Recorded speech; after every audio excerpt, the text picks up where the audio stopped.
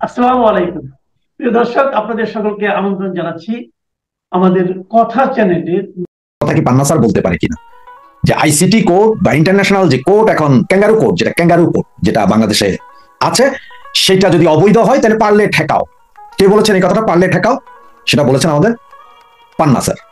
এবং উনি যে বলেছেন আমার যে বোনকে দিয়ে এই কথাগুলো, ওনার সাথে কথাবার্তার যে রেকর্ডিং, সেই রেকর্ডিং এর আপনাদেরকে আমি কিছু অংশ শোনাবো, যেটা আমার ভিডিওর ভেতরে আমি দিয়ে দিব, যে শোনার জন্য যে উনি আসলে বলেছেন কিনা, আমি গুজব ছড়াচ্ছি নাকি উনি বলেছেন সেটা আজকে প্রমাণ করে দিব আপনাদেরকে। তার আগে, এটা শোনানোর আগে আপনাদের কয়েকটা কথা বলি, প্লিজ একটু শুনেন। আপনার কয়েকটা কথা বলি আপনাদের। না, আপনারা সকলে জানেন যে এই যে আমাদের জেরা খান পান্না স্যার, উনি বিশাল একজন উকিল, কিন্তু উনি হাইকোর্টের, সুপ্রিম কোর্ট বিভাগে হাইকোর্টে কাজ করেন, সুপ্রিম কোর্টে কাজ করেন। মানে উনি ডাক্তার কামাল হোসেনের পরে যদি এখন যদি কোনো নাম করা উকিল বলেন, তাহলে সেটা হচ্ছে যে জেরা খান পান্না স্যার। আপনাদের সকলেরই মনে আছে জুলাইয়ের 29 তারিখ 2024, সেদিন তিনি এসেছিলেন, যেটা আপনার ব্যানারে যে ছবিটা দেখছেন, এটা কিন্তু সেদিনকার ছবি।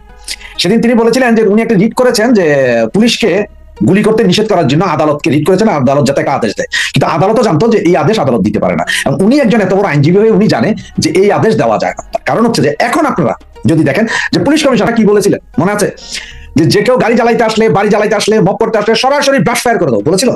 পরে তারা সেটার কি যুক্তি দিয়েছে? তারাই যুক্তি দিয়েছে যে হ্যাঁ, এটা তো আমরা বলেছিলাম, কিন্তু এটা তো আমাদের পুলিশের বিধানেই আছে, যে পুলিশের বিধানেই আছে যে গুলি করতে পারবে, কারণ জানমালের ক্ষতি হইলে, সরকারের সম্পদ রক্ষা করার ব্যাপার হলে এটা ওপেন ফায়ার করতে পারবে। তাইলে এই 29 তারিখ, মানে গত বছরের জুলাইয়ের 29 তারিখ, 25 তারিখ থেকে যদি আপনারা দেখেন, 25 তারিখ থেকে প্রথম শুরু হয় জ্বালাও পোড়ো, বিটিভি ভবন, তারপরে আপনার সেতু ভবন, পুলিশের থানা আক্রমণ, পুলিশকে মাইরা লটকায় দেওয়া, এগুলো সব কিন্তু তখন শুরু হয়েছে। তুমি কার সাথে পুলিশের যাতে গুলি করতে না পারে সে বিষয়ে বলেছিলেন। জানমাল রক্ষা করতে হলে পুলিশ গুলি চালাবে, সন্ত্রাসীদের বেরোনো নরমাল, পুলিশের বিধানেই আছে। তাহলে পুলিশের বিধানে থাকলে উনি কাদেরকে বাঁচানোর জন্য বা কাদের পক্ষ হয়ে লড়ছিলেন, বুঝেছেন? পাশে যে উকিলটা এই ছবিতে দেখতেছে, তো পাশের যে উকিল, এই বেটাও ওইখানে, এই বেটাও জামাতি। তখন সবাই ছিচি বলেছিলেন, না না না, ওনারা জামাতি না, ওনারা মুক্তিযুদ্ধ। এই তো এর পরের ঘটনাতে আসে।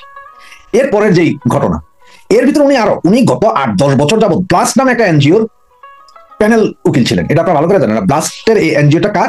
David Bergman. ডেভিড বার্গম্যানকে আপনার ডাক্তার কামাল হোসেনের মেয়ে সারা খানের জামাই।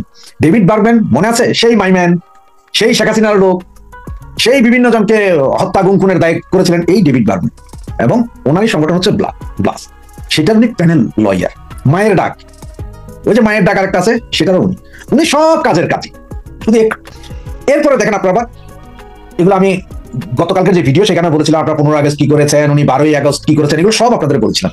একটা কথা আপনাদেরকে আরেকটা কথা বলি, সেটা হচ্ছে যে ঠিক যখন আপনার ওনার বিরুদ্ধে একটা মামলা হয়েছিল, মনে হয় 300 জন 350 জনের একটা আসামি করে মামলা হয়েছিল, ওনাকে রাখা হয়েছিল 70 নম্বর আসামি। তখন উনি বলেছিলেন ভাই নামটা 1-2 নাম্বার রাখলে ভালো হইতো, আমার বিরুদ্ধে মিথ্যা মামলা, ওই মামলা সেই মামলা, এগুলো বলছিল। এগুলো বলছে পরে আমরা সব বলে হ্যাঁ আইনের শাসন নাই দেশে, এই নাই সেই নাই, হেভি আন্দোলন। আমরা ফেসবুক পার্টি, আমরা মুক্তিযুদ্ধের সপক্ষে সবাই ফেসবুক পার্টি ছিলাম, কারণ তখন মনে হয়েছিল যে উনি একমাত্র মুক্তিযুদ্ধের ধারক এবং বাহক। সেই মামলায় উনি পরে কোর্টে হাজির হয়ে যান। সেই জামিনে, ওনার যে জামিন চেয়েছিলেন, সেই জামিনে ওনার পক্ষে দাঁড়িয়েছিলেন প্রধান উকিল হিসাবে শিশির মনির, জামাতের শিশির মনির। মনে আছে জামাতের শিশির মনির, যে কিনা আবরার হত্যার পরে জামাতের ছেলেপেলের পক্ষে দাঁড়াইছিল। সেই শিশির মনির হচ্ছে যে ওনার তখন প্রথম উকিল। কেন? উনি আর কোনো উকিল পান নাই, উনি নিজে আসামি, ঠিক আছে, উনি চালাইতে পারবেন না, উনি তো একটা অ্যাসোসিয়েট ফার্ম চালান, উকিল ফার্ম চালান, সেখানে ওনার অনেক জুনিয়র ভাই আছে, তারা দাঁড়াইলো তো হয়ে যেত। সেটা না করে উনি কি করলেন? শিশির মনির কেন, শিশির মনিরকে আইনা উনি সেই কোর্ট থেকে জামিন নিলেন। এরপরের কাহিনী আবার জানেন আপনি, ওই যে আপনার 12ই আগস্ট তিনি আইনজীবী হতে চেয়েছিলেন। তার আইনজীবী শেখ হাসিনার আইনজীবী, গত 12ই আগস্ট শেখ হাসিনার আইনজীবী হিসেবে উনি চেয়েছিলেন, কিন্তু তার এই প্রস্তাব নিয়ে গিয়েছিল কে? নাজনীন হাসান, যিনি কিনা জিয়াউল হাসান, সেনাবাহিনীর মেজর জিয়াউল হাসানের বোন। ওনার প্রস্তাব নিয়ে যে জেরা খান পান্না স্যার উনি শেখ হাসিনার আইনজীবী হতে চান। যে জিয়াউল হাসান কিন্তু এখন জেলে, গুম হত্যা এগুলোর কারণে উনি জেলে, সে নাজনীনকে নিয়ে গিয়েছিলেন। এবং আপনারা সবাই জানেন যে 28শে মার্চ ওই যে মঞ্চ 71 যে প্রোগ্রাম, সেই প্রোগ্রামে যেখানে যে আপনার আমাদের আরেক পান্না, মঞ্জুর আলম পান্না, তারপরে লতিফ সিদ্দিকী সহ প্রায় 16 জন ধরা খাইলেন। তার মধ্যে 2 জন মাত্র জামিন পেয়ে আছেন। এখনো আরো 15 জন সিনিয়র সিটিজেন, যাদের বয়স 84 থেকে 90 এর ভেতরে, এরা সবাই এখনো জেল খাটছেন। তাদের ব্যাপারে কিন্তু মুখে কুলু পেটে বসে হয়েছেন, কোনো কথা নেই। এই সেই জেরা খান পান্না। তুমি কেন শেখ হাসিনাকে, আর উনি রাষ্ট্রের নিযুক্ত আসামি পক্ষের আইনজীবী, রাষ্ট্র নিযুক্ত, তাই রাষ্ট্র যে ফাইলপত্র দিবে, রাষ্ট্র এই ধরনের যেসব ফাইলগুলো দিবে সেগুলো নিয়ে উনি লড়াই করবেন। উনি তো নতুন করে ফাইলপত্র আনতে পারবেন না। কারণ এখন যে প্রধান আপনার সরকার পক্ষের আইনজীবী, তার আন্ডারে উনি চাকরি করবেন, এবং ওই বেটা যা বলবে তাই তাকে মানতে হবে। স্যার কি যা বলতে পারবেন যে আমি কোরআনে শপথ করিয়া বলিতেছি যে যাহা বলিব মিথ্যা বলিব, মিথ্যা সত্য বই মিথ্যা বলিব না, 1 ইঞ্চিও মিথ্যা বলিব না, আপনার এই আইসিটি কোড হুয়া, এটা বলবেন? আপনাদের এই আইন ভুয়া, আপনারা যে বিচার করেছেন সেটা ভুয়া, আপনারা যেভাবে ফাঁসি দিয়েছেন এগুলো আইনের দায়রায় পড়ে না, এই কথা কি উনি বলতে পারবেন? সবচেয়ে বড় কথা কি জানেন? এই যে আপনার এবি পার্টির যে সভাপতি, এবি পার্টির সভাপতি ফুয়াদ না, ফুয়াদ সেক্রেটারি, সভাপতি নামটা ভুলে গেছি, কি মঞ্জুর বা কিছু একটা এরকম নাম। গতকালকে সে একটা টক শোতে সরাসরি বলেছেন যে জেড খান পান্না প্রথম থেকেই চেয়েছিলেন প্রধান প্রসিকিউটর হওয়ার জন্য আইসিসি ট্রাইব্যুনালের, এবং উনি হইতে পারেন নাই বিধায়, যার কারণে উনি আবার মুক্তিযোদ্ধা এই সেইগুলা মানে ফুটেজ খাওয়ার জন্য উনি এইসব করেছিলেন। এখন উনি আবার মোটামুটি পয়সা পাওয়ার একটা ধান্দা হয়ে গেছে, বৃদ্ধ মানুষ, এখন আর বলবেন না। তো এই এবি পার্টির ওই লোক যে কিনা একসময় শিবির করতেন, পরে বহিষ্কার পর আবার এবি পার্টি করলেন, এর শিখন যে কে কি চাইতেছে, কে কি হইতেছে, কে কিভাবে হচ্ছে, এটা ওরা জানে। সেই ভদ্রলোকের সরাসরি আছে, কি আছে আপনার ভিডিও আছে আরেকজনের সাথে করা, যেটা টক শোতে ওপেন এয়ার শোতে বলেছেন। শেখ হাসিনার পক্ষে আদালতে লড়ার জন্য নতুন আইনজীবী নিযুক্ত হয়েছেন জেড খান পান্না। খবরটা পড়ার পরে, শোনার পরে আমার প্রথমেই যে কথাটা মনে পড়লো সেটা হচ্ছে একটা বাংলা নাটক মাইসেলফ অ্যালেন স্বপন বেরিয়ে এসে বলছেন, বহুত চেষ্টা করলাম নিজের গোপন করে রাখার জন্য, কিন্তু আর পারলাম না, এখন সামনে আসতেই হলো। জেড খান পান্না দীর্ঘদিন ধরে মুক্তিযুদ্ধের সপক্ষের শক্তি হিসেবে গত 1 বছর ধরে বাজার অনেক গরম করছিলেন, এবং তার মাধ্যমে আমাদের যারা, আপনারা যারা দর্শকরা আছেন, যারা মুক্তিযুদ্ধের স্পিরিটে বিশ্বাস করেন, এখনো হৃদয় একাত্তর ধারণ করে, তাদের একটা বিপুল সংখ্যক লোকজন জেড খান পান্নাকে মুক্তিযুদ্ধের নতুন ত্রাতা হিসাবে বেছে নিয়েছিলেন, পছন্দ করেছিলেন। এবং আমরা যারা 2-1 জন একটু হালকা ডাইনে বাই আওয়াজ দিচ্ছিলাম, তার বিশ্বাসযোগ্যতা নিয়ে কথা বলছিলাম, আমি অন্তত আমার ইনবক্স দেখাতে পারবো, এখানে অন্তত কয়েকশো লোক বলেছেন যে হ্যাঁ, আপনারা বেশি বুঝেন, মুক্তিযুদ্ধের পক্ষের শক্তিকে এখন ঐক্যবদ্ধ থাকতে হবে এবং ঐক্য বিনষ্টের সকল চেষ্টা বাদ দিতে হবে। কেউ কথা বলছে না, উনি তো কথা বলছেন। আমি আমার এক বন্ধুকে বলেছিলাম যে কেউ অপারেশন করছেন না, কোনো ডাক্তার নাই, এই জন্য তুমি গিয়ে আমার বাইপাস সার্জারি করে ফেলবা, এটা আমি আশা করি না, ডাক্তারই লাগবে। যাই হোক, মূল কথায় আসি। জেড খান পান্না শেষ পর্যন্ত তাজুল ইসলাম, আপনারা সকলেই জানি, তাজুল ইসলামের অধীনে রাষ্ট্রনিযুক্ত আইনজীবী হিসেবে চাকরি চালনা করবেন। কেন তিনি এখানে আসতে বাধ্য হয়েছেন কারণ এর আগে রাষ্ট্র আমির হোসেন নামে একজন আইনজীবীকে দিয়েছিলেন। মানে আমির হোসেনের নাম শুনলে আমার হাসি পেয়ে যাচ্ছে। আমি আসলে আইনজীবীদেরকে এত চিনি না, তো আমার প্রথমে যখন আমির হোসেনের 2-1টা জিনিস দেখলাম, ভিডিও ক্লিপ দেখলাম, আমি আসলে প্রথমে মনে করেছি যে হয়তো এফডিসি থেকে কাউকে অভিনেতা নিয়ে এসেছে, হয়তো অ্যাডভোকেট পাচ্ছে না, এটা হতে পারে। পরে আমি খবর নিয়ে শুনলাম যে না, তিনি আসলে একজন আইনজীবী, এবং সেই আইনজীবী শেখ হাসিনা রায়ের ফলাফলের প্রতিক্রিয়ায় হেসে হেসে বলছিলেন উনি খুব ক্ষুব্ধ। মানে গোটা বিষয়টাকে এমনভাবে, এমন একটা আইনজীবী ওনারা দিয়েছিল, রাষ্ট্র খুঁজে বের করছিল যে অভিনয়টাও ঠিক মতো পারে না, এবং এই না পারার কারণে যেটা হলো, মানে সবাই ওনার সাথে সাথে আসলে হেসে দিয়েছে এই রায়টা দেখে। মানে রায়ের প্রক্রিয়া প্রসেস দেখে, রায় নিয়ে আমার কোনো কথা নাই, আদালত দিয়েছেন, সেটা ভিন্ন আলাপ, সবাই হেসে দিয়েছেন। এই হাসার পরে যেটা হচ্ছে, বিশ্ব যে প্রভাবশালী মানবাধিকার সংস্থাগুলো, তারা পর্যন্ত মুচকি এসে বলছে একটু কম করলে হয় না। যেমন ধরেন অ্যামনেস্টি ইন্টারন্যাশনাল বা হিউম্যান রাইটস ওয়াচ, তারা কিন্তু বিবৃতি দিয়েছে, উদ্বিগ্ন হয়েছে, এবং তারাও এই বিচারের প্রক্রিয়াটা নিয়ে প্রশ্ন তুলেছে। খুব স্বাভাবিক এই প্রশ্নটা তারা তুলেছে এই সময় এসে, যার কারণে যারা এই তাজুল ইসলাম গং, মানে ডাইনে জামাতি বায়ে জামাতি, তাদের প্রয়োজন পড়ে গেছে একজন আইনজীবী নিয়োগ করার জন্য, যিনি দেখতে, কথায় এবং পরিচয় নন জামাতি হিসেবে আমরা সকলেই চিনি। এবং সেখানে মাইসেলফ অ্যালান স্বপন বহুত দিন পরে পরিচয় গোপন রাখার চেষ্টা শেষ করে জেড খান পান্না স্বপ্রণোদিত হয়ে গিয়ে এই চাকুরিটা নিয়েছেন।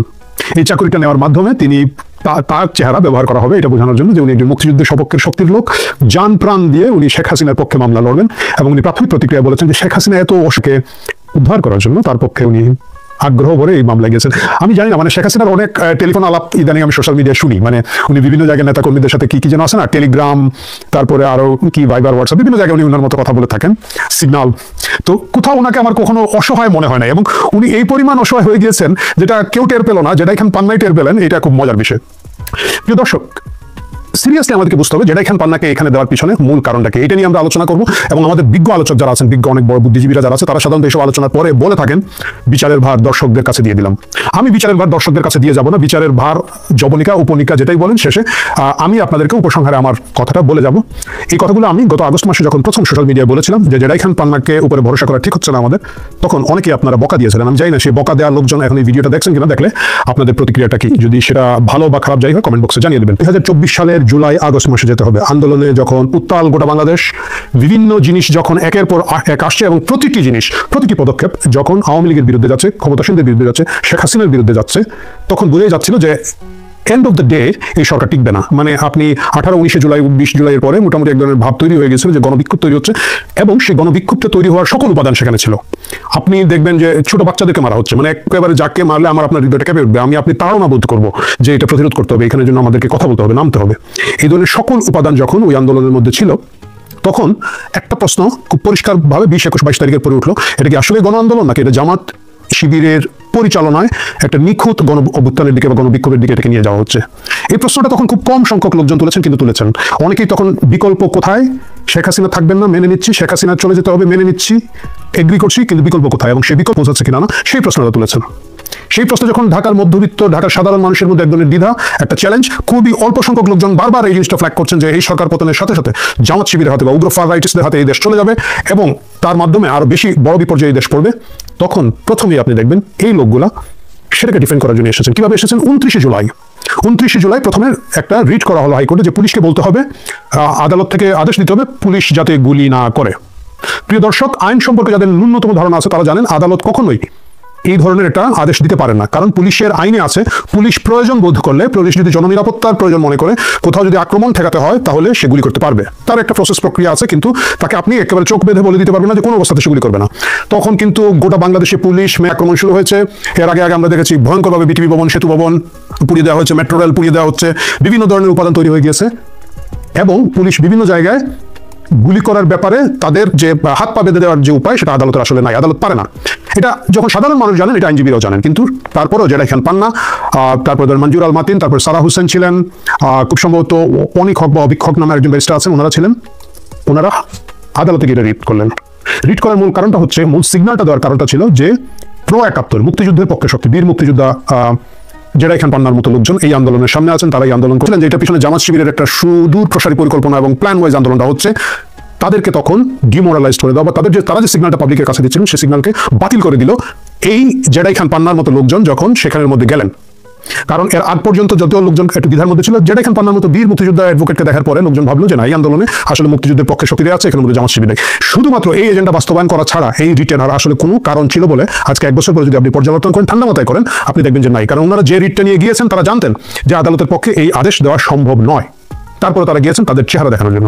শুরু হলো সেই 29শে জুলাইয়ের সেই রিট, সেটা অবভিয়াসলি গেল এবং তারই ধারাবাহিকতা 5 আগস্ট আসলো। আমি সেই আলাপে আপনাদের সাথে না যাই, মায়ের কাছে মাসিক গল্প করে লাভ নেই, আপনারা আমার চেয়ে ভালো জানেন। যাই হোক, তার পরবর্তীতে কি হলো দেখেন। তার পরবর্তীতে সারা বাংলাদেশে শেখ হাসিনা সরকার পড়ে যাওয়ার পরে মূল ব্যবসা যেটা শুরু হলো, এটা হলো মামলাবাজির ব্যবসা।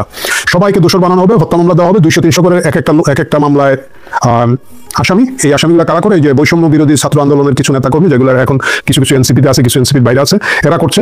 এদের কেউ আবার নিজে আহত, সে একই মামলা করছে যে একবার সে চিটাঙ্গে আহত হয়েছে, পরের দিন সে নাকি শ্যামলীতে আহত হয়েছে, 2 জায়গায় চোখ হারাইছে বা পা হারাইছে, মানে একদম বাটপাটি শুরু হয়ে গেল। 300 লোককে আসামি করা হয়, 1 লাখ টাকা করে যদি নেওয়া যায় এদের কাছ থেকে, সবার কাছ থেকে তো নেওয়া যাবে না, ধরেন 100 লোকের কাছ থেকে নেওয়া গেলে এক একটা মামলার ভ্যালু দাঁড়ায় 1 কোটি টাকা মিনিমাম। এই এদের চাঁদাবাজির বাইরে আমরা দেখো আমাদের বিএনপির লোকজন কিন্তু এইসব চাঁদাবাজি মামলাবাজির মধ্যে এবং বিভিন্ন ধরনের সিস্টেম শুরু হলো। যিনি নিহত হয়েছেন তার পরিবার হয়তো খুব গ্রামে থাকেন, খুব প্রত্যন্ত অঞ্চলে ভোলা বা নর্থ বেঙ্গলের কোনো একটা জায়গায় থাকেন, তার কাছ থেকে কাগজপত্র এনে, এবং বাদীরা বলছেন আমরা তো কাউকে চিনি না। এই ব্যবসাটা শুরু হলো। এই ব্যবসার ধারাবাহিকতায় মামলা হলো, একটা মামলা মেরা দিয়ায়, সেখানে 21শে অক্টোবর তারিখে 2024-এর মামলা হলো, মুখস্থ একটা 300 লোকের মার্ডার কেস। সেখানে জেডাই খান পান্নার নাম চলে আসলো। আমরা হাহা হু করে উঠলাম, রিডি করে উঠলাম, হাই হাই করে কি সর্বনাশ। প্রিয় দর্শক, আপনারা জিনিসটা খেয়াল করে দেখবেন, যখন এই ধরনের হত্যা মামলা হয়েছে, যার নাম এসেছে, যাকে দেখা গেছে তাকে গ্রেফতার করেছে এবং কাউকে জামিন দেয় নাই। ব্যতিক্রম জেডাই খান পান্না। আমি বলছি না যে অন্যদেরকে জামিন দেওয়া হয়নি বলে ওনাকে জামিন দেওয়া উচিত হয় নাই, মোটেও তা বলছি না। আমি বলছি ওনার জামিন পাওয়াটা অধিকার।